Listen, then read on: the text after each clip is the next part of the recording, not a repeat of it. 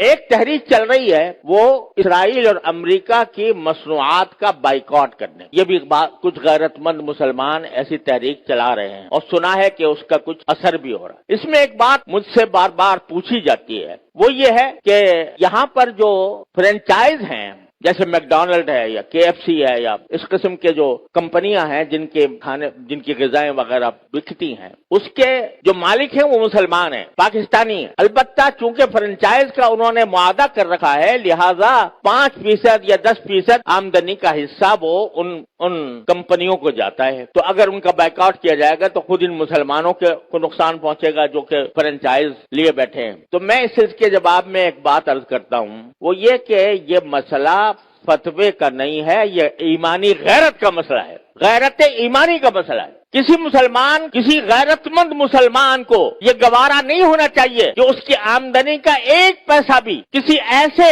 شخص کو پہنچے جو اسرائیل کو مدد دے رہا ہے۔ یہ انسان کی ایمانی غیرت کا تقاضا ہے۔ یہ کہنا کہ بھئی 5% جاتا ہے، اب 95% تو ہم کھاتے ہیں۔ ارے بھائی 95% آپ کھا چکے، بہت الحمدللہ، کافی آپ نے نفع بنا لیا۔ اب آپ یہ تو کر سکتے ہو کہ اس فرنچائز کو ختم کر کے اپنا کاروبار شروع کر دو۔ اگر اس کو ختم کر کے اپنا کاروبار شروع کرو گے تو ذرا تھوڑا سا پتہ تو چلے گا ان کو کہ یہ جو ہم دنیا بھر کے اندر ہم اپنی مصنوعات چلا رہے ہیں، دنیا بھر میں ہمارا سکہ چل رہا ہے، اس کا کچھ اثر تو ہوگا۔ یہ کہنا کہ 5% جا رہا ہے ان کو اور ہم نے 5% جا کے کیا اس میں کیا فرق پڑے گا؟ آپ ذرا یہ سوچو کہ اگر کوئی میری آمدنی کا 50% نہیں 1% کسی ایسے شخص کو پہنچ رہا ہو جو میرے باپ کے قتل کی سازش کر رہا ہے، گوارا کرو گے کہ میری آمدنی کا 1% ایسے شخص کو دیا جا رہا ہے جو میرے باپ کے قتل کی سازش کر رہا ہے یا میرے قتل کی سازش کر رہا ہے؟ تو یہاں اس کو 1% اور 2% اور 5% سے ناپو گے۔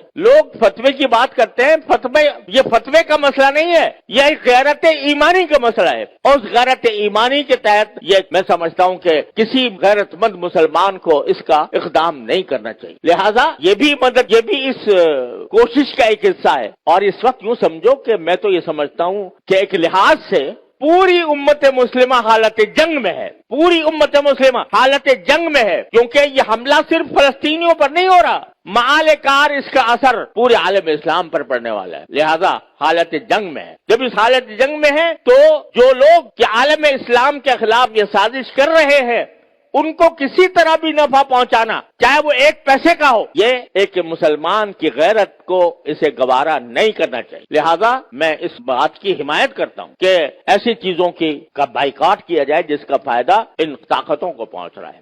تو اپنی سی کوشش کرو، اللہ تعالیٰ سے دعا جاری رکھو، کوئی وقت خالی نہ جائے جس میں اللہ تعالیٰ سے نہ مانگا جا رہا ہو، اور پھر اللہ کے فیصلے پر راضی رہو۔ پھر جو اللہ کا فیصلہ ہے وہی برحق ہے، وہ ہماری خواہش کے مطابق ہو تو برحق ہے، ہماری خواہش کے خلاف ہو تو برحق ہے۔ تو بس یہ ہے پریشانی کا علاج۔ اللہ تبارک و تعالیٰ اپنے فضل و کرم سے ہم سب کو اس پر عمل کی توفیق عطا فرمائے۔ وآخر دعوانا الحمدللہ رب العالمین۔